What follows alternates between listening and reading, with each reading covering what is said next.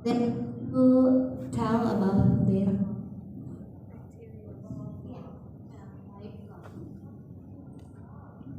magic ya. Jadi di luar dugaan anak SD juga buat vlog gitu ya. Oke, scrapbooks, family tree, how to make something, cooking. Yang jawab cooking, siapa yang jawab cooking? Raise hands, cooking. Oke, what grade ma'am? Grade 6. Did they bring the food to you or just explanation? Yes, also bring food. Bring the food, but the simple food, and then maybe they have to choose cooking some food or making a drink. Okay, either food or beverage. Okay. Wow, 6th grade ya. Oke, saya mau lihat kuning-kuning dulu nih. Puppet introduction. Puppet show? Is it puppet show? Puppet siapa? Oke, ma'am.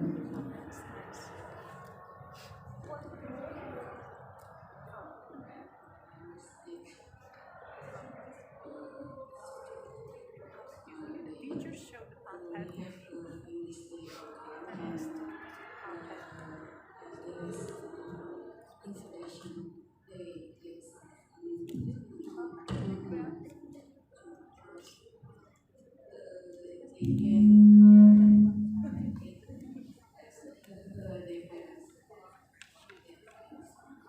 So it's a video or music?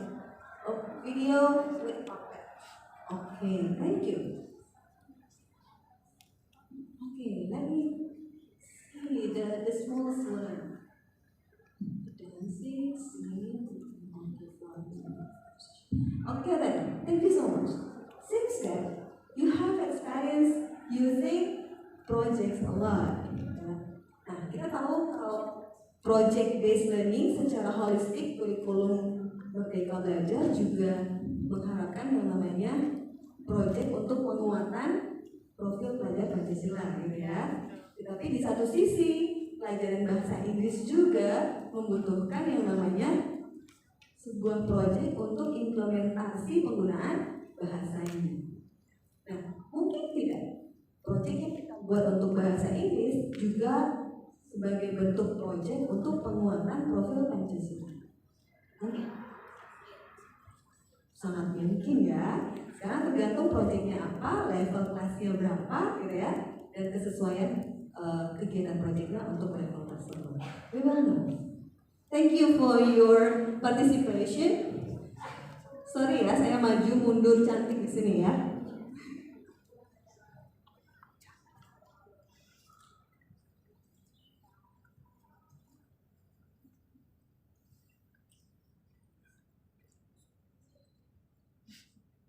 Nah, kira-kira ada muridnya nggak di sini? Okay. So children are naturally creative. It's our job to give them the freedom, materials, and space to let their creativity blossom to its full potential. Do you agree with this statement or disagree? Yang agree raise hands. Bahwa anak itu sudah kreatif dari dirinya sendiri gitu ya. So the function of teachers is make sure that the creativity it lasts, ya nggak?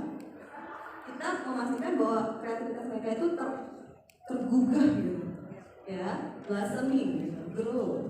Okay. Nah, jadi kalau anak-anak ini yang tadi gitu ya kita biarkan saja, maka anak-anak ini menjadi anak-anak yang pasif, less creativity, gitu kan ya. Nah, dari sekian banyak statement tentang kreativitas, saya bisa garisbawahi bahwa creativity adalah bringing new ideas into existence. If you have ideas in your brain, punya banyak ide banget, tapi nggak ada bentuk nyatanya, apakah itu menjadi suatu bentuk kreativitas? Belum. Itu masih di ranah creative thinking, belum menjadi sebuah creativity. sekarang harapannya siswa kita itu punya level mana? Creative thinking atau sudah menjadi bentuk kreativitas? Yang berguna untuk mereka creative thinking atau sudah kreativitasnya? Tapi untuk menghasilkan kreativitas butuh creative thinking. So the essence of creative thinking pertama hadir, kita buat mereka berpikir kreatif. Tetapi kreativitas ini harus direalisasikan, kalau enggak jadi tidak bermakna, ya kan? Tidak bermanfaat untuk dirinya dan lingkungan sekitar. Oke. Nah, when we talk about this, we have many teaching models, right? Apa saja sih Bapak dan Ibu tahu teaching models? PJBA, apa lagi? Problem based, discovery learning, apa lagi? Ayo, apa lagi? Inquiry, ya, apa lagi? Discovery ya tadi, apa lagi? Total physical response, ya, apa lagi? Nah, pertanyaan saya, ketika berhubungan dengan kurikulum merdeka yang digunakan di sekolah yang mana? Saat ini. PJBL, problem based, ya, apa lagi? Itu aja. Yang lagi digodok-godok ini ya, lagi dioptimalisasi gitu ya, project based learning. Mengapa harus project? So project based learning is a learning model based on project.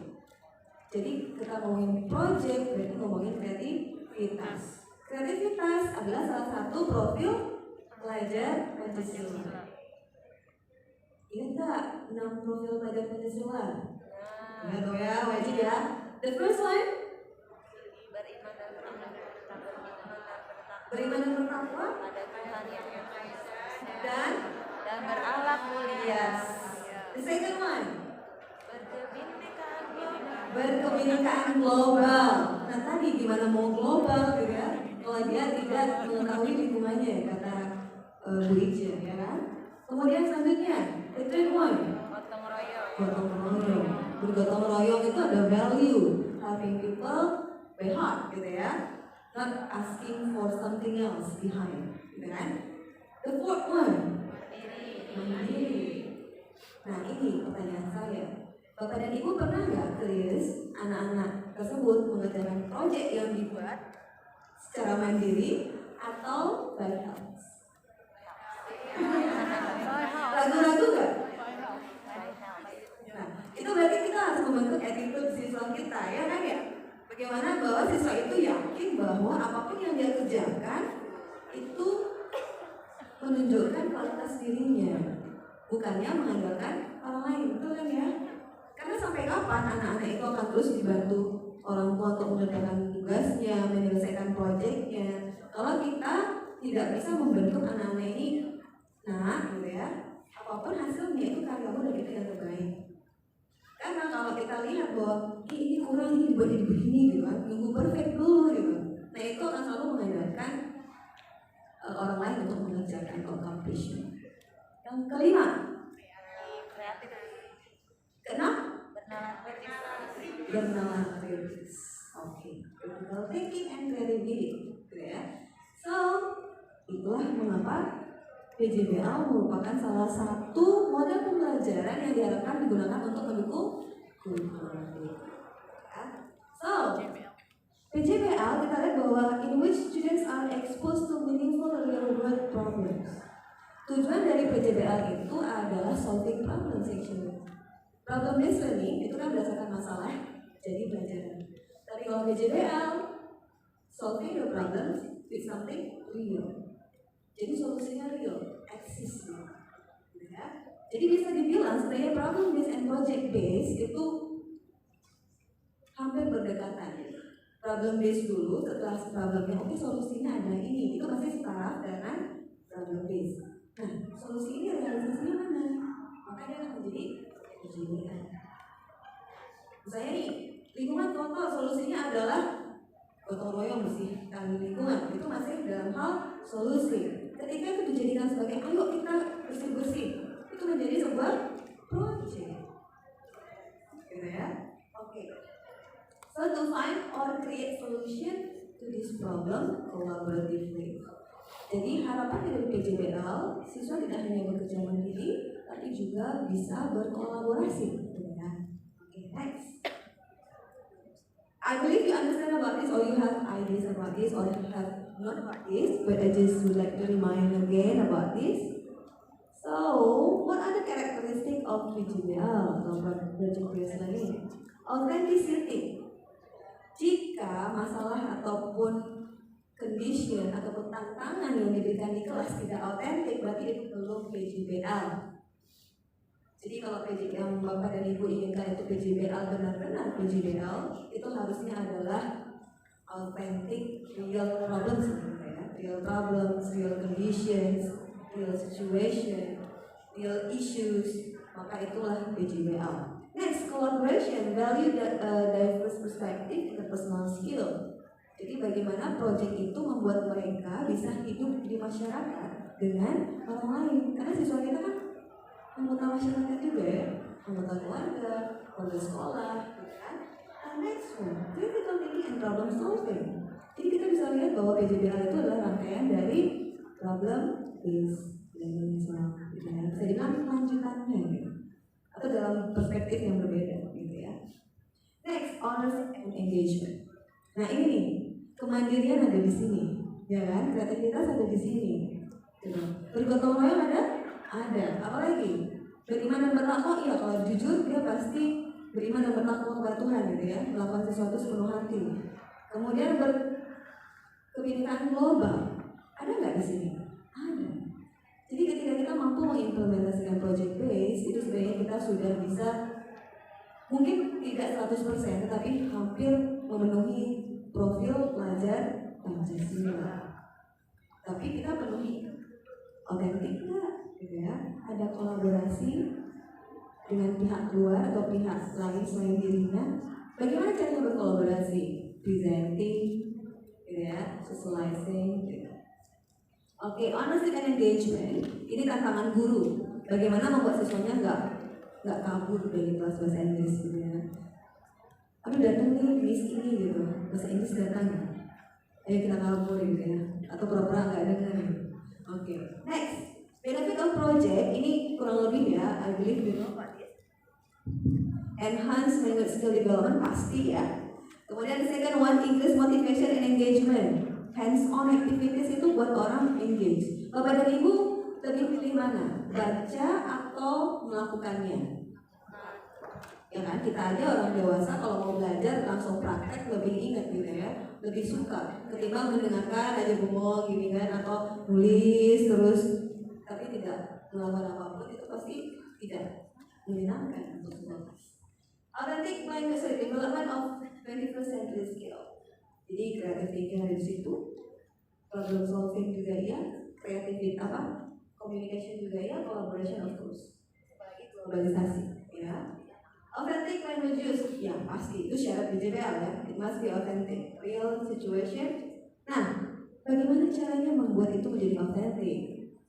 Expose the students to real problem, mau video, mau surat kabar, mau, boleh nggak saya pakai video dari TikTok? Boleh, lagi viral, tulisannya kan? Tapi hati-hati dengan berita yang sifatnya menjumuskan, terus get ready ya. Application of language skills in real life context pasti. Cultural competence. Ketika siswa kita expose dengan lingkungannya, mereka mengenal budaya sekitarnya nggak? Iya loh ya, kayak tadi bilang kalau kita cemplungkan dia jadi tahu laut gitu ya. Gitu. Next, mari kita lihat mulai ke sorry. How to implement? Nah ini, PJBL itu ada beberapa hal yang harus diperhatikan, yaitu pertama setting clear learning objective. Seperti tadi kata Bu Ica, harus tahu dulu mau ngapain. Gurunya harus tahu muridnya mau bisa apa. The next one, designing engaging project. Nah ini, capture students' interest and promote active inquiry. Project yang bisa menggugah rasa, menggugah keingintahuan. Ini yang tahu Bapak dan Ibu. Yang tahu karakter siswa siapa? Bapak dan Ibu guru dong. Kalau saya tiba-tiba masuk kelas Bapak dan Ibu pasti bingung kan? Ini siswanya yang mana yang bagus bahasa Inggrisnya, yang mana yang butuh perhatian lebih, yang mana yang inklusif dan sebagainya. Nah, facilitating collaborative learning. Jadi Bapak dan Ibu juga harus menyiapkan wadah untuk berkolaborasi. ada open communication, mutual respect, and share responsibility. Integrating language skill wajib. Kayak tadi, ada satu pertanyaan tadi, bagaimana caranya supaya siswa kita ini nggak takut bahasa Inggris, nggak takut berbicara, tidak takut menggunakan bahasa Inggris. Sejalan yang disampaikan oleh Bu Ibje tadi, saya sangat setuju. Guru jangan takut dulu gitu. Maksudnya gurunya jangan takut pakai bahasa Inggris. Jangan berasumsi siswa nggak bisa. Gitu. Karena asumsi itu membuat kita takut bergerak, betul nggak? Kita pikir, nanti siswanya nggak ngerti, siswa saya yang ini kayaknya nggak ngerti, tapi ternyata begitu kita kasih, lebih bagus dari temennya gitu. Karena saya pernah ada siswa ini bilang, "Mem, saya nggak bisa bahasa Inggris." Saya terus ngomong pakai bahasa Inggris, dia nggak sadar ya. Tapi dia jawab, sebenarnya kan yang menganggap mengunderestimate itu siswanya sendiri ke dirinya. Jadi itu mengapa saran saya, bahkan saya pun sekarang selalu mencoba untuk tidak mengunderestimate mahasiswa saya gitu. Sampai memang menunjukkan kemampuan sampai di titik tertentu kita tahu oke, ini levelnya gitu. Jadi jangan berasumsi bahwa siswa yang diam ini nggak mendengarkan. Bapak dan Ibu mungkin pernah mendengar tentang gaya belajar ya. Nah, jadi apa saja gaya belajar itu? Audio, visual, kinestetik. Ada lagi satu namanya FARC, itu reading. Ada memang style hanya suka baca. Kalau nggak baca nggak percaya. Nah, jadi ada satu, ini listening ya, audio, itu ada satu karakteristik yang dari apa yang saya baca dari hasil penelitian bahwa siswa yang memandang jauh ketika telinganya mengarah kepada Bapak dan Ibu itu mendengarkan apa yang Bapak Ibu sampaikan. Bukan berarti siswa kita melamun gitu. Karena kadang ada siswa kita kan look so far away gitu kan, gurunya ngomong depan gitu kan, matanya kemana gitu kan, tapi ketika ditanya tahu gitu. Nah itu auditori. Terus kalau siswa yang visual itu matanya suka naik gitu. Jadi bukan berarti dia nggak memperhatikan kita gitu ya. Itu untuk sekedar informasi. Bahwa kadang kita melihat siswa yang seperti itu kan, kita pikir kamu tidak perhatikan ibu ngomong ya. Nah, judging gitu ya. Nah, itu assessment gitu. Kemudian yang selanjutnya integrating language skill itu adalah hal yang wajib. Providing ongoing feedback dan assessment. Yang satu hal, Bapak dan Ibu boleh saya tanya, kalau setiap ada tugas, apakah selalu diberikan feedback atau dikumpulin dulu tugasnya? Sudah itu terakhir feedback semua. Siapa yang pilihan pertama setiap tugas feedback? Boleh angkat tangan. Oke. Siapa yang setelah semua tugas, gitu ya, feedback terakhir rangkuman feedback? Siapa? Oh ada. Mengapa pilih yang pertama? Mengapa pilih yang kedua? Pertama ini dari angkat tangan untuk yang pertama, siapa boleh? Oke, Ibu.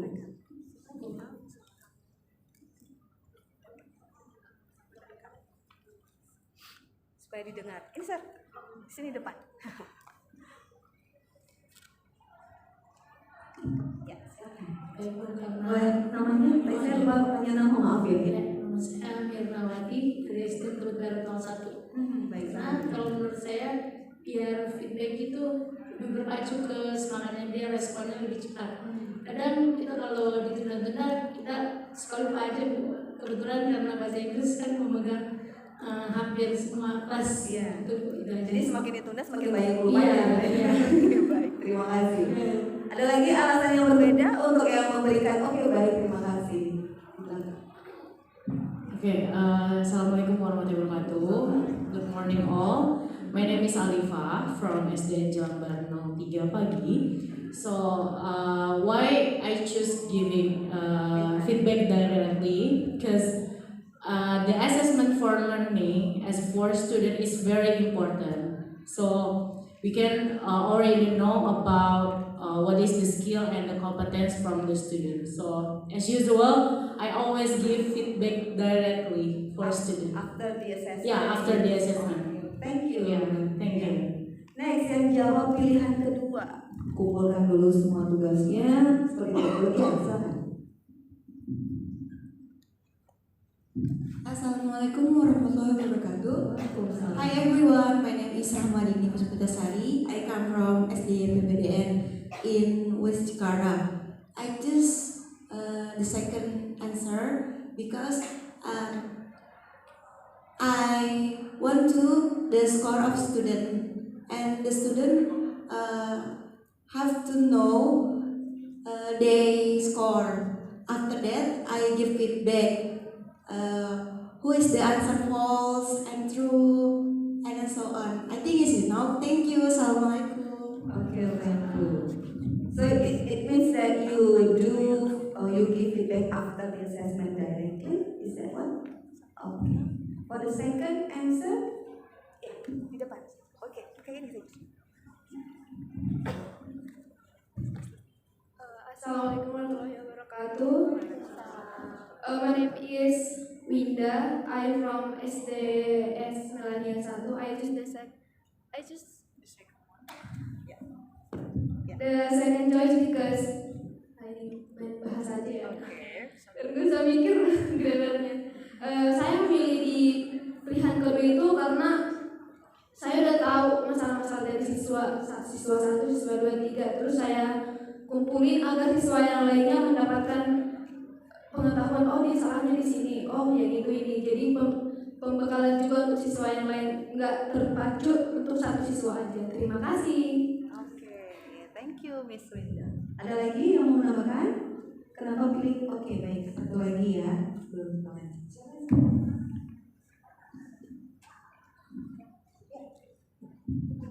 Ya, Assalamualaikum warahmatullahi wabarakatuh. My name is Ismi Koma from SDN Semper Timur 03. Sometimes it depends on the assignment itself. If it's project based like singing or dancing in front of the class, I will give the feedback after their performance. But if it's like for PTS or SAS, sometimes I have to see the all responses and then analyze the errors that mostly done by my teachers. I think that's. Thank you. Thank you. Yes. Okay, thank you. So yeah, it depends on the assessment itself, yeah. Whether it needs direct feedback or we should collect the whole assignments. Let's say portfolio, for example. In portfolio, we have to collect all the process and then we observe the processes, and then if we have seen some questionable issues, and then we have to clarify, we have to make a kind of confirmation to students. But if it runs smoothly, just go on. Okay. Karena kadang ada siswa yang memang sudah lancar, jadi kita lihat bahwa ini lancar, kita tinggal pantau. Tapi kalau ternyata butuh yang namanya, oh ini sudah terlalu jauh melenceng dari sasaran gitu, kita perlu luruskan lagi. Nah betul kalau terkait dengan PTS ya ataupun SAS itu boleh, karena kan memang itu harus holistik ya. Kalau multiple choice kita bisa lakukan klasikal. Tapi yang sifatnya project individual atau group itu kan sifatnya kualitasnya spesifik to the individual or to the group. Nah itu kita butuhnya group, butuhnya individual feedback, ya. Oke, next. Providing ongoing feedback sudah. Celebrating project completion. Nah ini satu hal yang ingin saya sarankan. Ketika siswa kita menghasilkan suatu karya, exhibition itu penting. Either the exhibition in the classroom, atau in the school area, atau toward the community gitu ya, atau toward the parents, itu apresiasi dan itu membuat mereka bangga, ya kan? Karena karya yang mereka miliki yang hasilkan itu dipertunjukkan. Saya sudah bisa membuat ini, itu suatu kebanggaan dan apresiasi. Jadi disarankan, dan sama juga di PJBL gitu ya. Salah satu sintaks terakhirnya itu adalah presenting gitu ya, dan istilahnya disampaikan kepada publik hasilnya. Nah itu salah satu bentuknya dengan project exhibition. Oke, itu tentang PJBL in general. Nah ini nih, Bapak dan Ibu pernah nggak buat minta siswa buat hal seperti ini? Ini apa ya? Yang Yang satu yang ujung ini maaf saya termakan. Yang ujung atas itu apa? Storybook ya. Kemudian simple storybook untuk anak SD masih bisa dikerjakan. Diorama, pernah nggak buat diorama sisanya? Pernah ya, sering ya, sering. Ketika mengajarkan apa? Naratif. Oh, just any kind of. Biasanya dengan apa?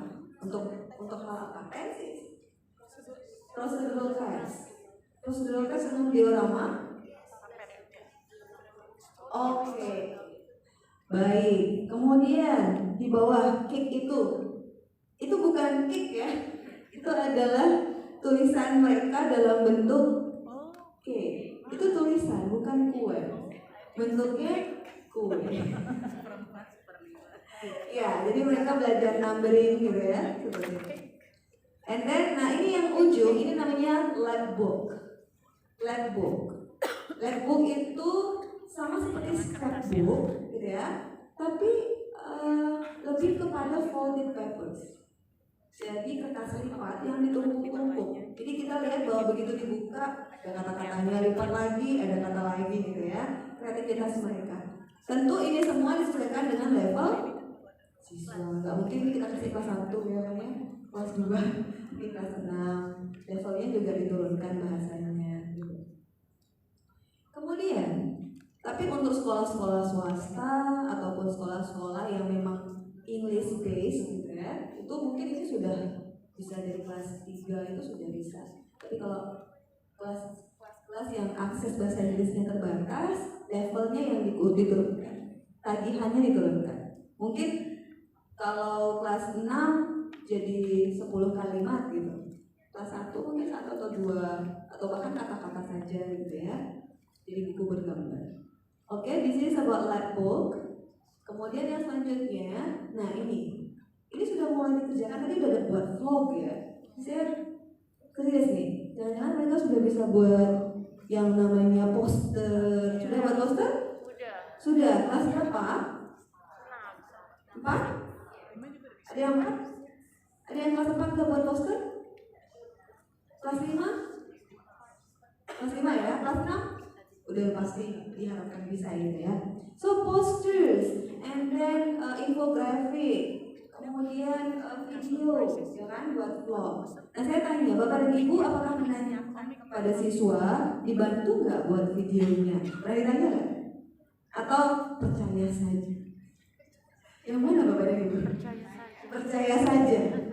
Terus perfect video, nah itu nggak bertanya. Nah, gimana solusinya? Harapannya kan kita membentuk siswa yang mandiri. Sih, ketika kita mengharapkan mereka aware to teknologi, gitu ya, kita expose mereka ke aplikasi, expose mereka ke video production, expose mereka kepada poster. Nah, pertanyaan saya, bagaimana menganggaran bahwa proyek itu dikerjakan oleh siswanya? Apakah untuk saat ini diikhlaskan saja dulu Bu? Gitu. Gimana? Dalam hati ada keraguan atau ada keikhlasan? Gimana? Dibiarkan saja ya? Tidak diperhatikan gitu ya? Tidak menjadi concern, betul? Tidak menjadi concern ya? Yang penting menyelesaikan, gitu ya? Itu paradigma sekarang. Cuman alangkah baiknya, ini saran, gunakan flip classroom. Pakai flip classroom nggak Bapak dan Ibu? Flip classroom itu sebagian di kelas dibahas, tugasnya di rumah mungkin online dan sebagainya, tapi nanti di make sure bahwa itu dikerjakan.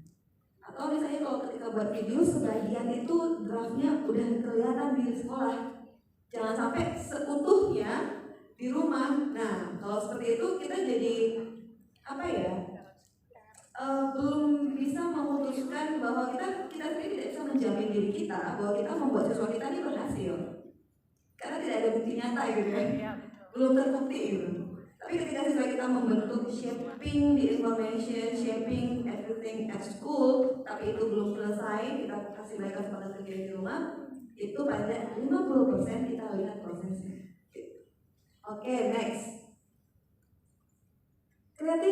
projects yang mungkin kita lakukan sebagai pengajar bahasa Inggris itu ada banyak sekali, ini hanya sebagian. Musical poetry. Sudah mengajar puisi nggak Bapak dan Ibu di sekolah? Puisi Sederhana? 2 kalimat gitu? Belum ya? Oke, baik. Drama. Sudah. Dramanya di level conversation, di level role play, atau sudah panggung? Kalau conversation baca atau ingat langsung ngomong. Kalau level role play lepas teks gitu ya, atau misalnya sudah memerankan sesuatu. Saya guru dosen apa tadi dokter udah mulai kayak di dokter itu role play ya.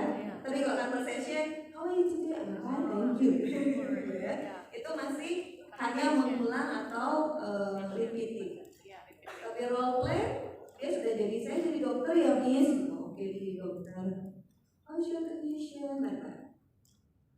Tapi kalau sudah level drama, using costumes on the stage and then having a character, saya jadi pohon, itu sudah mulai drama. Nah, sekarang di sekolah Bapak Ibu sudah level apa? Conversation. Oke, siapa yang masih levelnya conversation? Level berapa? Conversation level berapa ya? 4. Masih di conversation, belum role play ya? Belum naik ke role play. Mudah-mudahan soon ya. Oke, good. Next, yang lain, yang level role play sudah ada? Sudah lepas atau sudah role play in English ya? Oke. Yang level drama sama sekali belum? Belum ya? Oke. Baru mau. Oke, mudah-mudahan segera ya. Oke, baik. Puppet show, tadi sudah ada puppet show sederhana ya. Oke, very good. Puppet show ini sebenarnya bisa menjadi hands-on activity, ya kan? Misalnya mereka gambar sendiri, wayang-wayangan gitu ya, mau pakai Upin Ipin karakternya gitu ya, mau pakai hewan gitu ya. Yang penting kaku gitu ya, ada gambar kaku, ada tarikannya, kayunya, sticks, udah mereka ngomong sendiri kayak wayang gitu ya. Itu udah the easiest one, itu the easiest one. Atau pakai hand puppet, gitu kan? Kalau hand puppet, mungkin kalau harus membeli itu mahal atau mungkin keluar budget. Saran saya buat aja hand puppet, tapi gurunya yang kreatif gitu. Ya, dari kaos kaki bekas, pasti kan dicuci. Oke. And then poem writing. Nah ini kalau bahasa Inggris, ini bisa jadi kelas pengayaan. Misalnya siswanya udah bagus bahasa Inggrisnya gitu ya. Coba buat kasih tentang sesuatu 3 baris gitu. Kemudian labbook yang tadi, labbook yang molded itu ya, namanya labbook, kayak laptop ya, labbook. And then podcast. Sudah ada yang buat podcast? Podcasting itu mereka ngobrol, terus gitu ya. Sudah ada? Belum ya? Belum, oke. Tidak apa-apa. Wall magazine, tadi ada yang bilang wall magazine. Sudah terjadi di sekolah ya? Oke. Wall magazine, handicraft. Handicraft sudah ya. What kind of handicraft?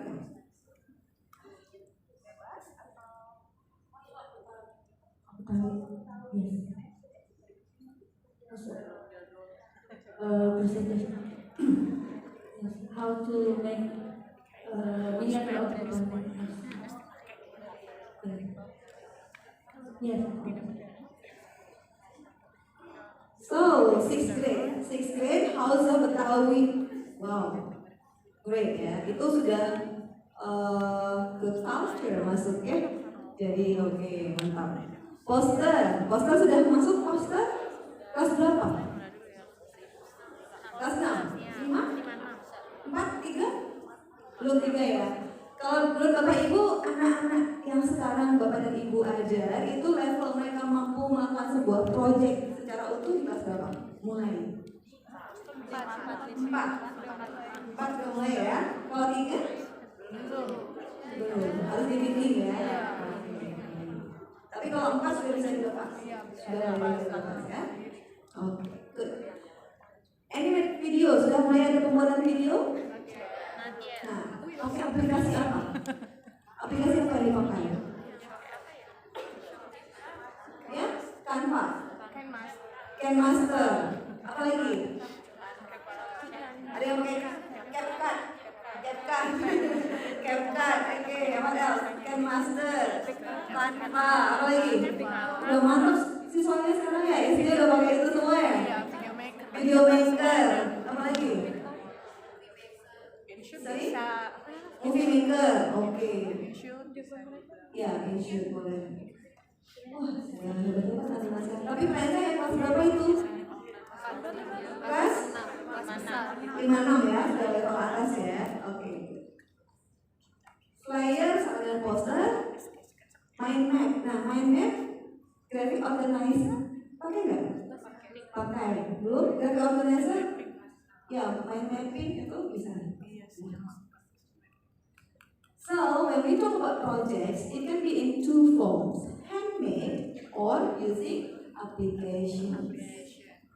Kalau siswanya sudah adaptif dengan teknologi, you can expose them to applications. Tapi kalau siswanya kinesthetical, maka berikanlah dia hands-on activities, ya kan? Atau suruh mereka melakukan sesuatu, mengerjakan sesuatu, membuat sesuatu, menghasilkan sesuatu. Next.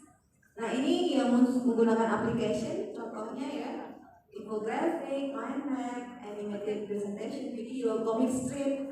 Comic strip itu sebenarnya kalau menggunakan Canva itu sudah ada nama-namanya, gitu ya. Mereka belajar isi, kalau ini saya mau apa gitu, itu bisa. Oke, next. Nah, saya beri contoh project-project yang mungkin kita gunakan. First one, storybook creation. Kita lihat pojok 1, 2, 3, 4. Yang 4 itu hanya gambar saja. Atau kalau mereka buat orang, kakinya 2, tangannya 2, itu ya cukup gitu ya. Say hi, the introduction. Jadi don't expect something subtle gitu. Gak usah yang hebat gitu ya. Pokoknya buat sesuatu dan melakukan sesuatu sudah bisa menjadi sebuah storybook. Kemudian ketika anak-anak ini menuliskan sesuatu, dia udah levelnya udah 4, 5, 6 gitu ya. Kalau yang seperti ini. Tapi kalau kelas 1, kelas 2 mungkin gambarnya sudah ada. Tinggal mereka yang membuat cerita. Atau hi gitu ya. Hello, and so on. Next. Exchange scrapbooks. Sudah digunakan kah? Not yet. Scrapbooks itu apa tuh? Apa tuh scrapbook? No, scrapbook itu kertas buku yang dalamnya karton, terus ditempel informasinya. Misalnya, talk about New York. Kalau dia lambangnya New York, ya seperti clipping. Jadi scrapbook itu seperti clipping dengan informasi. Nah, informasinya pertama dia pasti harus researching kan. Misalnya tentang New York, dia harus cari tahu dulu New York itu di mana. Pasti dia harus baca. Terus nanti ada statement dalam bahasa Inggris. Cultural exchange scrapbooks, pictures, drawing, and written description. Gimana caranya, gitu ya? Kita mau develop culture understanding. Kalau kita di Indonesia, kan kita harus kenal Indonesia dulu, ya nggak? Berarti boleh nggak scrapbooknya saya minta siswa ini cari tahu tentang Jakarta ya, yang ini tentang Bekasi, yang ini tentang Depok, pokoknya Jabodetabek deh gitu kan. Jadi boleh nggak? Boleh. Jadi dia tahu setelah itu Bekasi itu ini, makanannya ini gitu ya, kayak gitu. Oh ternyata mereka semua orang Betawi, mau di Jakarta, Depok banyak orang Betawi, bukan orang Jakarta saja yang Betawi gitu. Contoh. Jadi scrapbook itu searching internet and then print. Searching, handwriting on it. Okay. And then ya picture-nya clipping apa saja gambarnya yang sesuai ditambahkan. Kalau dia ketemu kata yang, misalnya ketemu kata yang menarik, ya udah ditempel gitu. Everything about the topic. Pictures, jadi itu ada pictures, drawing, written description. Intinya apa yang ingin dia ekspresikan untuk menjelaskan itu, gitu. Iya, buat New York ini ya. Terus harus nggak kami pakai itu apa namanya dari besi-besi? Enggak. Ini juga boleh. Tinggal karton dilipat gitu ya. Kemudian ada kertas di dalamnya dilempar. Udah. Iya, yang pakai benang gitu kan. atau gurunya nyiapin benangnya, siswanya bawa kertasnya, gitu kan. Kemudian atau pakai pita, ini biasa. Nah ini bagus untuk culture exchange, untuk knowing each other. Dan ini English ada, ya kan? Secara profile, Pancasila profile ada, gitu ya. Kemudian understanding about culture juga ada. Oke, next. Saya hanya beri beberapa contoh. Newspaper reporting mungkin kalau kita masih ke World Magazine. Tapi untuk anak-anak yang sudah akselerasi, itu dia bisa membuat yang namanya seperti scrapbook mungkin ya. Jadi dia buat majalah sendiri gitu. Kayak misalnya saya mau bercerita tentang hewan gitu kan. Setiap siswa nulis tentang hewan, dibuatin satu majalah gitu. Jadi mereka sendiri baca tulisan sendiri gitu. Jadi mau 5 kata, pokoknya intinya tulisan mereka semua dikumpulin jadi satu, dibuatin judul animals gitu. Jadi nanti mereka cross check lagi, oh dulu ternyata saya salah tulis gitu. Jadi belajar dari apa yang mereka tulis dulu. Itu magazine bagus. Ya, jadi seperti collecting students information. Ya, student can write article ini kalau udah hebat ya. Kalau enggak masih informasi-informasi yang mereka tahu. And then di sini ada teamwork. Kenapa? Karena mereka harus belajar membuat sesuatu, menggabungkan sesuatu, mengurut sesuatu gitu ya. And then next, nah ini poetry slam. Kalau di luar negeri ini sudah hal yang biasa, bahkan dikompetisikan. Kalau di Indonesia mungkin di sekolah internasional mungkin ada. Poetry slam itu apa sih? Mereka dilombain baca puisi. Terus yang menilai temennya, nggak ada juri. Jadi dicari 5 terbaik, mungkin nanti gurunya kasih reward. Gitu. Jadi di sini adalah mereka confidence-nya dibentuk. Jadi confidence dalam hal menulis bahasa Inggris bebas, ya. Karena puisi itu kan bebas ya. Apapun boleh, mau ngomongin pets atau apapun, tulis tentang, nanti itu dibacakan seperti baca puisi, dan temannya yang menilai, gitu. Oke, kamu boleh nilai 0 sampai 10 temanmu yang sekarang lagi baca puisi, nilainya berapa? Kalau ada temannya ngasih 10, kan 0 sampai 10 ya, ada yang ngasih nilai 10, terus ada yang ngasih nilai 0. Yang paling tinggi dan paling rendah itu dikeluarin, jadi 5 orang yang ngasih nilai. Yang digunakan yang tengah-tengah. Ini dimulai di tahun 1960 di Chicago, Poetry Slam. Jadi siswa baca puisi, setelah itu dinilai oleh 5 temannya. Nah 5 temannya kalau memberikan nilai tertinggi, saya oke, berikan temanmu nilai, dia nilainya berapa? Dari 0 sampai 10. Yang satu karena teman baik ngasihnya 10. Terus yang satu karena nggak suka ngasihnya 0 gitu ya. Terus jadi yang 2 tertinggi, yang tertinggi dan terendah ini dieliminasi, totalnya hanya 3 ya. Inilah yang nanti dihitung adalah juaranya. Jadi seperti kompetisi, tapi kompetisi bebas. Suka hati mereka, kalau mereka senang sama temennya ya. Nah itu tantangan ya, tantangan. Tapi itu kita biarkan gitu. Maksudnya yang penting mereka enjoy prosesnya, itu yang kita cari. Karena di sini kita mau develop confidence sebenarnya. Karena untuk anak-anak sekarang ngomong aja takut, betul nggak? Mau keluar kata tuh kayak lama banget. Saya ada mahasiswa itu, bahkan mahasiswa ya teman-teman, untuk keluar kata pertama itu saya harus nunggu dulu. Saya tunggu, ayo apa aku bilang keluar kata pertama itu, tapi begitu keluar dia bisa lancar. Nah itu berarti kan starting ini tuh yang lama gitu ya. Jadi ada sesuatu. Jadi kita boost dengan cara seperti ini. Next, selanjutnya.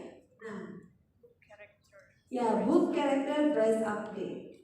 Nah ini adalah salah satu project. Kalau misalnya kita kan, kalau kita mengenal budaya Indonesia juga boleh jadi source of teaching. Misalnya tentang legend di Indonesia, myth gitu ya. Itu bisa jadi sources. Kemudian ada satu hari, mungkin harinya project gitu ya. Di sekolah apakah ada hari project gitu? Ada ya, minggu project ya. Minggu project atau hari project? Nggak ada, harusnya ada. Gitu. Jadi ada memang week, project week gitu ya. Nah di situ atau book week namanya, tergantung sekolahnya. Jadi siswa itu baca, Kemudian dari bacaan itu ada satu karakter favorit. Misalnya dia baca bukunya Cinderella, dia sukanya Cinderella gitu ya. Ya udah, nanti ketika book dress up day dia pakainya baju Cinderella gitu ya. Terus nanti ditanya sama gurunya, kenapa pakai baju Cinderella, kenapa kamu suka Cinderella, tapi ngomongnya dalam bahasa Inggris. Jadi dia memahami bukunya, pasti ya baca, mendalami karakternya, belajar juga, ngomong bahasa Inggris. Nah itu kemampuan Inggris. Jadi public speakingnya dapat, karena dia harus presentasi di teman-temannya dan pakai kostum. Confidence gak? Kalau orang sudah berani pakai kostum di depan umum, gitu ya, itu sudah naik confidence. Karena kan orang biasanya biasa-biasa aja daripada pegang orang gitu kan ya. Atau sembunyi udah kelihatan di ujung gitu. Jadi ketika siswa bisa membentuk attitude yang positif, confidence-nya, yaitu kita bentuk dengan cara ini. Terus gimana kalau mereka nggak punya kostum?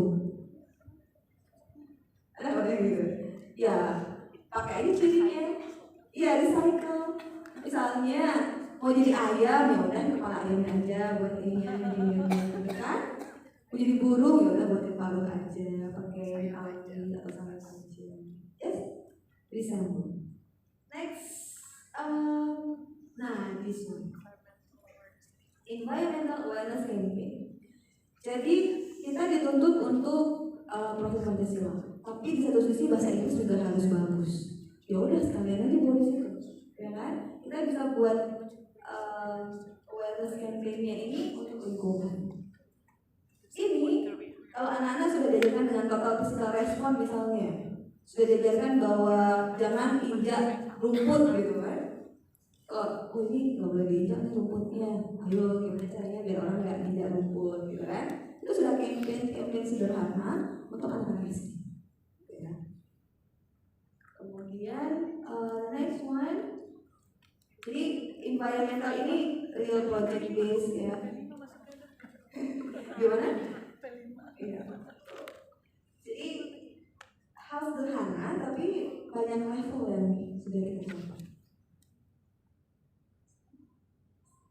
Next. Nah ini podcast.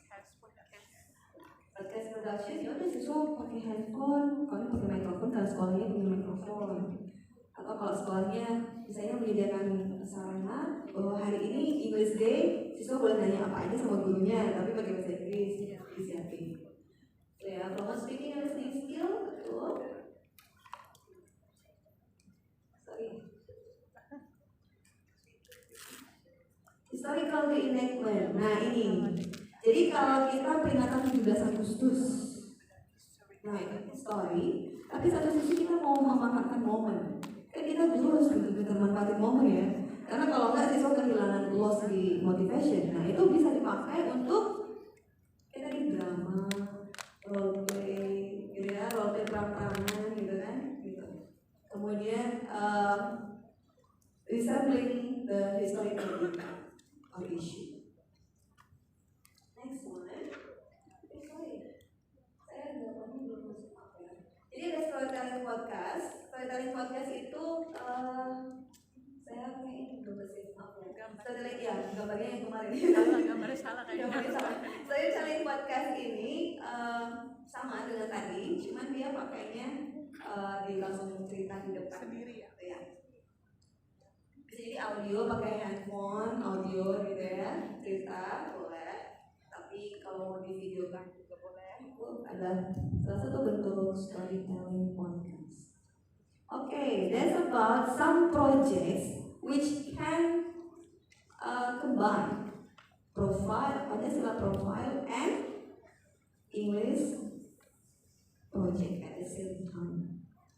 Jadi kita tidak perlu spirit bahwa oh ini khusus untuk profile Pancasila, yang satunya khusus bahasa Inggris. Sebenarnya bisa. Kita bisa memasukkan value-value itu ke dalam pelajaran kita, gitu ya. Dan apakah Bapak dan Ibu melakukan yang namanya P5 itu di sekolah terpisah dari bahasa Inggris atau integrated? Terpisah ya. Jadi proyeknya bahasa Inggris beda dengan proyek P5. Oke. Terus selanjutnya bagaimana? Terasa lebih berat atau membantu? Atau biasa saja? Tidak berpengaruh apa-apa? Mana yang lebih meaningful sebenarnya? Ketika diintegrasikan atau ketika dipisahkan? Integrasi. Iya. Pertama itu membantu siswa kita mengenal real life, real world situation, solving problems, facing challenges, gitu ya, seperti itu. Oke, baik. Sampai dengan hal ini ada yang ditanyakan. Jadi overall, I can say that project based learning mari kita gunakan, optimalkan gitu ya pemanfaatannya untuk mendukung apa? Pencapaian pembelajaran khususnya untuk kurikulum Merdeka Belajar. Karena dia bisa mengakomodasi semua value yang harus kita masukkan dan juga ya. So as we know that students have potentials, ya kan? Dan mereka punya their own abilities, their own interests, their own styles of learning. Nah, kita harus akomodasi nih. Karena begitu kita egois, yang penting kerjaan saya selesai, yang penting TKD saya oke. Nah, itu kita jadi kehilangan jati diri gitu. Karena kalau ditanya saya gitu ya, kalau saya pribadi ketika melihat bahwasannya ini kayaknya butuh perhatian khusus, nah itu menjadi suatu tantangan besar bagaimana membuat anak yang tidak tahu, tidak bisa sama sekali, paling tidak dia berani dulu. Setelah berani pasti bisa. Itu yang paling susah, ya nggak? Beraninya itu.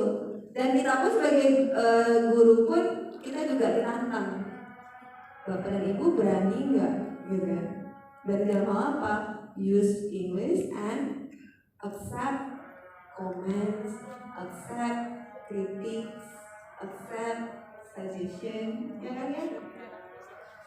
Karena kadang pernah nggak ketemu siswa kita jauh lebih pintar, atau dia lebih tahu, karena gurunya jarang sempat belajar karena banyaknya pekerjaan, sementara siswa pekerjaannya adalah belajar. Nah kan kita tertantang di situ bahwa siswa kita lebih hebat nih, siswa kita lebih tahu karena dia fokusnya baca. Kalau kita banyak hal lain gitu ya, kalau pendidik administrasi mengajar dan sebagainya.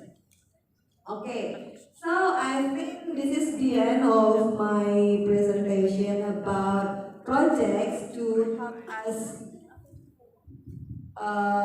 realizing, implementing the kurikulum Merdeka Belajar, gitu ya, dan bagaimana kita mengimplementasikan atau mengintegrate profil belajar Pancasila dalam pembelajaran kita. Andai kata pun sekolah punya kebijakan bahwa ada minggu project gitu ya, tidak apa-apa. Dalam artian bahwa kita menanamkan 2 kali lipat, benefit nggak untuk siswa kita? Iya. Jadi kita gunakan dalam bahasa dalam pelajaran kita profil belajar Pancasila karena kita ingin membentuk individu yang baik gitu ya di masa depan. Kalau mereka dapat lagi di luar itu luar biasa, itu hebat. Kan mereka harus diingatkan terus ya. Kalau kita hanya ajarkan di bahasa Inggris tapi di luar enggak, ya, tapi kalau kita bentuk dua-duanya, di bahasa Inggris kita bentuk value-nya, di sekolah kita bentuk value-nya dengan ada project gitu ya. Seperti itu. Oke, I think that's all. If you have question or would like to share, let's discuss it. We still have for discussion tadi. Mr. Nico, Okay. and Ships. Okay, ma'am. Thank you very much, ma'am. And give applause for Ma'am Anjiliwati. Okay, kita buka sesi pertanyaan Bapak Ibu. Do you have a question maybe for Ma'am Lu? Kita buka 3 penanya pertama. Siapa boleh angkat tangan? Boleh raise your hand, please. Boleh tentang implementasinya atau boleh tentang apapun ya, silakan. Kita diskusi bersama. Kalau saya ada kekurangan, nanti ada yang mungkin dari Bapak dan Ibu dia mau menambahkan dulu. Oke, boleh sharing mungkin ma'am ya. Sharing-sharing saja dengan pengalaman Bapak Ibu selama mengajar bahasa Inggris, mungkin ada bisa sharing mengenai project 5 atau ada langsung silakan.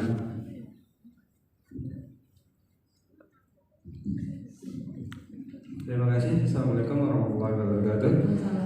Nama saya Irfan Ibu dari Pondok Kelapa 07. Mungkin saya tidak akan menanyakan tentang creativity yang itu, cuma sharing aja ya Bu tentang other activity atau other aspek. Di anak-anak kita ini Bu masih terlintas di pikiran mereka yang namanya belajar itu. Kita udah mengadakan tanya jawab gitu kan, question answering keliling gitu. Kadang-kadang juga udah what we call that drill about the reading. Kadang-kadang mereka bertanya, Mister, kapan kita belajarnya? Gitu. Itu kadang-kadang sering sekali kita melaksanakan atau udah melakukan itu masih diingat kapan belajarnya? Kok nggak belajar katanya? Itu dia masih belum belajar, gitu Bu. Terus ya satu lagi gini Bu, mudah-mudahan Bu bisa menjembatani walaupun bukan dari materi Bu.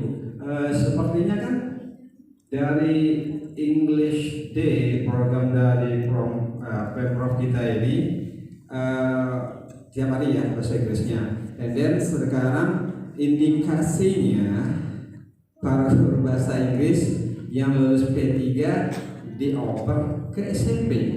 Nah, so what we can say, what do you think about it is that English will give to the class teacher, or maybe still about the give to the teacher that maybe get the feel of the English. Jadi mudah-mudahan nanti bahasa Inggris itu untuk guru kelas atau memang masih ada tempat untuk guru yang memang benar-benar menekuni bahasa Inggris, memang dia belajar bahasa Inggris dan dia mengajarkan. Jadi itu pertanyaan saya. Jadi kalau misalnya itu ada kekhawatiran kita juga kalau seandainya hanya guru kelas yang mengajarkan, kadang-kadang kalau menurut saya ya mohon maaf, kadang-kadang kan misalnya pronunciation-nya aja gitu ya, yang nggak sesuai lagi kalau mohon maaf sekali lagi. Ya memang kadang-kadang itu yang kendala yang kadang-kadang kita mau menilainya agak gimana kan gak enak juga gitu. Tapi itu yang kenyataannya. Terima kasih Bu. Assalamualaikum warahmatullahi wabarakatuh. Baik, terima kasih Pak Irfan for the question. So the first one is about bagaimana yang mengalami itu enggak? Ya. Kapan saya belajar kok main carousel gitu ya? Kapan saya belajar kok kita ini? Dari pengalaman saya, ketika kita berhadapan dengan situasi seperti itu, kita buat kontrak di depan dengan siswa kita. Maksudnya kita buat kontrak ya. Jadi di awal itu sudah disampaikan ke siswa kita bahwa kita akan belajar sambil bermain, kita akan belajar sambil gitu. Jadi mereka sudah dalam bayangan yang mereka tahu bahwa bukan yang textbook lagi, jadi bukan yang nanti akan ada latihan soal terus gitu. Karena begitu di awal mereka diberikan informasi, itu akan menjadi hal yang fundamental gitu Pak. Jadi penting untuk yang namanya kesepakatan di awal. Sama dengan seperti ini, kadang kita ketemu kelas yang anaknya hiperaktif ya. Jadi di awal begitu mereka silent, itu momen penting jadi guru gitu ya, momen penting. Oke, anak-anak kalau misalnya nanti dalam pelajaran kita akan kalian pengennya belajar dengan cara apa? Tanya dulu mereka pengen apa, baru nanti kita konfirmasi, kita akan belajar dengan cara ini. Jadi kalian tidak akan selalu melihat tugas karena sudah ada penilaian ketika kalian beraktivitas. Jadi beraktivitaslah yang baik. Gunakanlah bahasa Inggris sepanjang waktu gitu. Jadi mereka tahu bahwa aktivitas menggunakan bahasa Inggris itu dinilai. Dinilai meskipun tidak dalam bentuk angka ya, tapi progresnya kita lihat nih, oh ini tambah bagus di sini. Nah itu akan menjadi feedback buat mereka. Kita jadi juga buat catatan bahwa anak ini kurang ini. Tapi dari awal mereka tahu bahwa kita melihat, kita mengobserv mereka. Karena ketika menurut mereka, gurunya nggak perhatian sama saya gitu ya. Ya udah, siswa juga lebih perhatian sama kita, betul nggak? Gitu kan? Ketika siswanya tahu bahwa oh gurunya nggak dimana juga, gak usah ngomong nih. Paling juga yang dipanggil itu aja karena dia pintar. Karena dia tidak tahu bahwa kita melakukan penilaian terhadap kinerja dia di dalam kelas. Jadi alangkah baiknya di awal dilakukan yang namanya confirming the rules.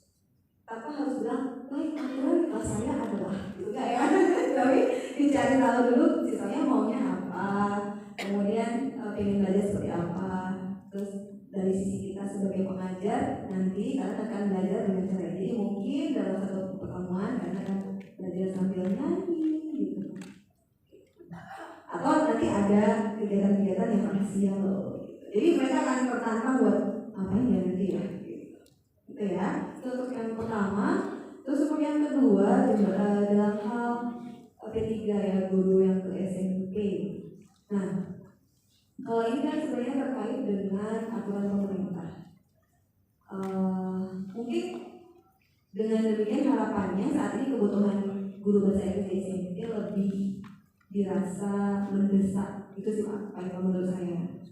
Dengan asumsi bahwa guru kelas mampu paling tidak memiliki kemampuan bahasa Inggris. Karena kan guru kelas dengan dalam artian sudah S1 gitu ya, dengan artian sudah belajar bahasa Inggris juga di kampus. Jadi kurang lebih untuk hal yang basic itu guru kelas juga bisa.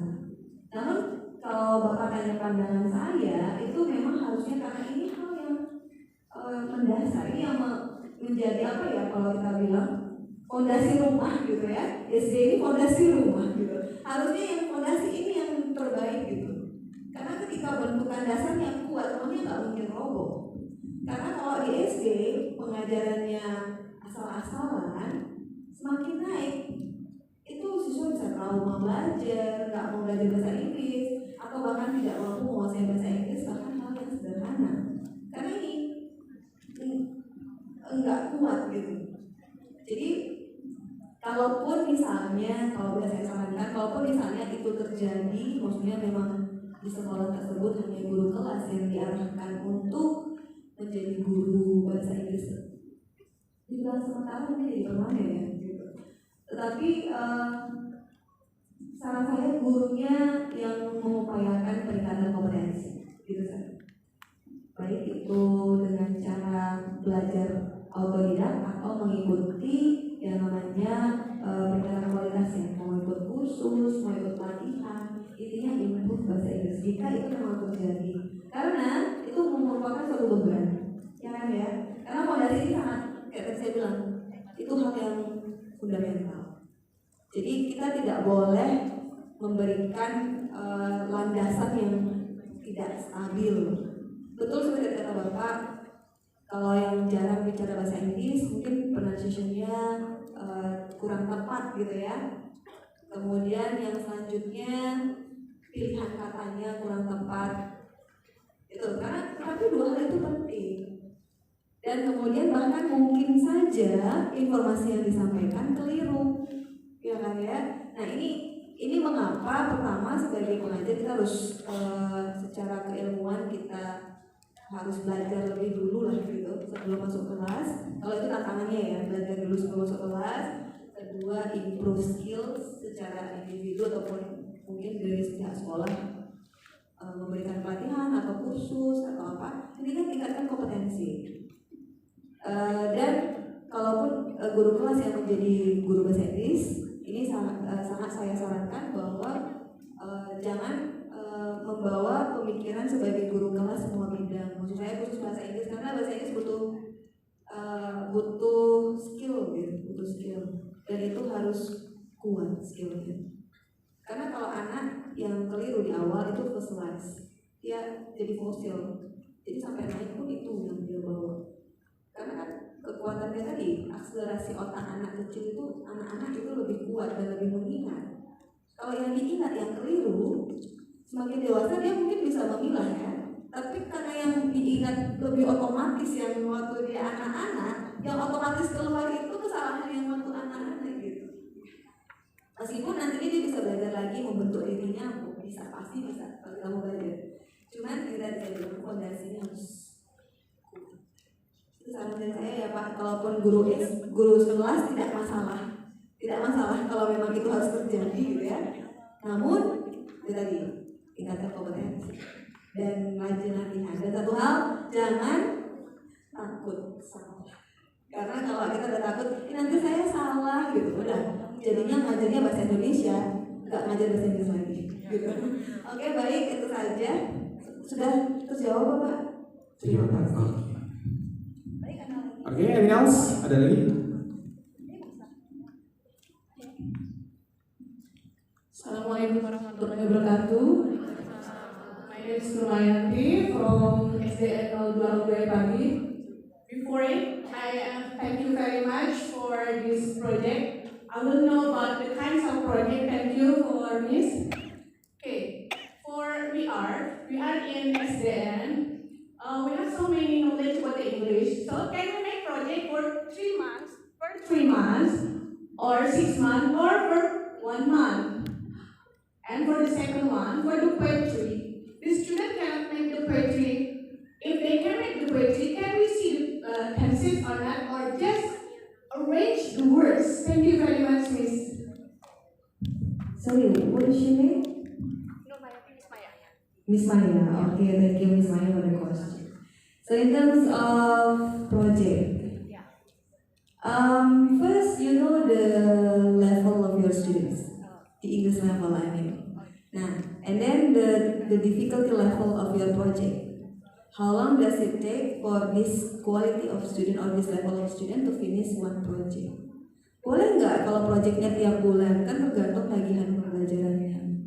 Hanya saja hindari monotonous project. Misalnya sekarang sudah poetry slam, nanti debate, itu masih kompetisi ya.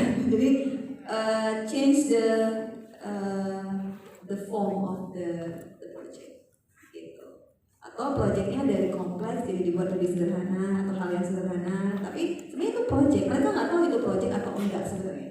Sebenarnya kalau boleh saya sarankan, siswa itu nggak perlu tahu yang namanya konsep-konsep, tapi mereka melakukan sesuatu yang mereka gunakan, yang mereka lihat, tapi mereka berhasil mengerjakannya. Ketimbang kita bilang, baik anak-anak, sekarang kita belajar atau kalian akan membuat project, itu langsung sesuatu hal yang gede luar biasa gitu ya. Padahal hal yang sederhana, karena mereka merasa berat langsung. Coba katakan, oke anak-anak, kita akan kalian Miss minta untuk mengumpulkan informasi tentang kota yang kalian suka, buat dalam bentuk clipping, khususnya scrapbook ya, buat dalam bentuk clipping, dibukukan, itu namanya scrapbook. Gampang nggak?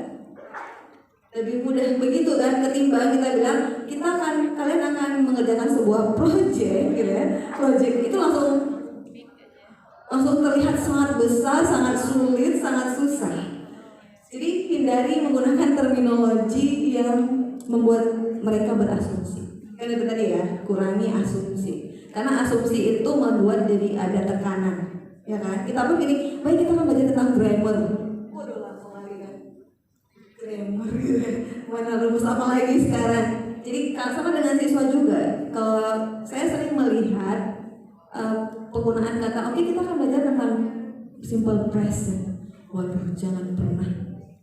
So kita langsung takut gitu ya.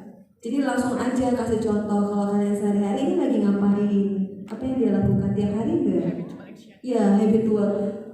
Beritakan tentang the reality rather than saying terminologi. Terminologi cukup gurunya aja yang tahu. Karena kalau siswa kita jejalin dengan terminologi belum ngerti terminologi gitu kan, ini apa gitu.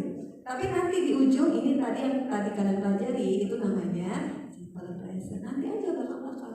Tapi mereka udah paham. Ketimbang di awal dikasih tahu, dia langsung deg-degan kan. Ini sekarang rumusnya apa nih? Dia stres. Kan kita gitu lah, semakin stres otak kita dia mati nih jarum-jarum ya gitu ya. Nah gitu. Oke, terjawab ya. Jadi untuk lengthnya tergantung siswanya, levelnya. Terus tadi pertanyaan kedua. Oke, untuk poetry sekarang levelnya, anggap anak kelas 1. Dia ngelihat bintang. Nah, apa yang kamu lihat bintang? Bintang itu bagaimana? Indah. Bintang apa dalam bahasa Inggris? Star. Indah, beautiful. Star, beautiful. Boleh nggak? Boleh. Gak usah mikirin grammar out. Ya. Terus naik level lah ke kelas 2. Udah mulai dia tahu is. Misalnya gini, the store is beautiful. Boleh? Boleh. Ada grammar? Silakan. Nggak ada grammar? Nggak apa-apa. Karena untuk anak elementary, grammar itu tidak menjadi tagihan utama sebenarnya Bapak Ibu. Yang penting mereka menghasilkan suatu bahasa. Dan bahasanya benar bahasa Inggris. Kita minta sesuatu yang keluar bahasa Indonesia, berarti kita belum berhasil. Kalau grammarnya keliru, maklum. Kita yang dewasa kadang salah, grammarnya benar nggak? Apalagi anak-anak. Gitu. Tapi kalau anak-anak lebih hebat dari kita yang harus wah luar biasa. Oke, jadi lepaskan grammar dari anak-anak SD.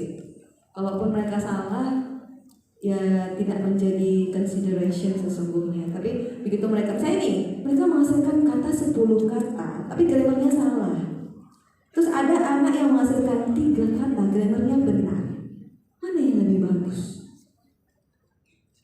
10 kata, vocabulary-nya banyak. Grammar itu bisa dibentuk nanti sambil latihan ya. Tapi untuk memiliki vocabulary yang banyak itu butuh waktu loh. Butuh mengingat, butuh experience yang banyak. Jadi dia punya kata-kata ya. Punya 10 kata sudah luar biasa. Punya 5 kata dibanding 3 kata masih lebih bagus. Punya 4 kata, 3 kata benar masih 4. Jadi grammar tinggal diselip-selipin. Itu dari saya. Oke ya. Jadi kalau poetry nggak masalah mau, karena ada kan puisi yang nggak bergrammar. Maksudnya nggak ada tensisnya nggak jelas gitu ya. Poem, song lyrics itu grammar tidak menjadi consideration itu, karena itu bentuk seni, gitu ya. Karena kita bingung ini lagunya tentang apa, kok maju mundur gitu ya. Ya udah itu karya seni. Gitu. Oke, ya. Ada lagi sebelum berakhir?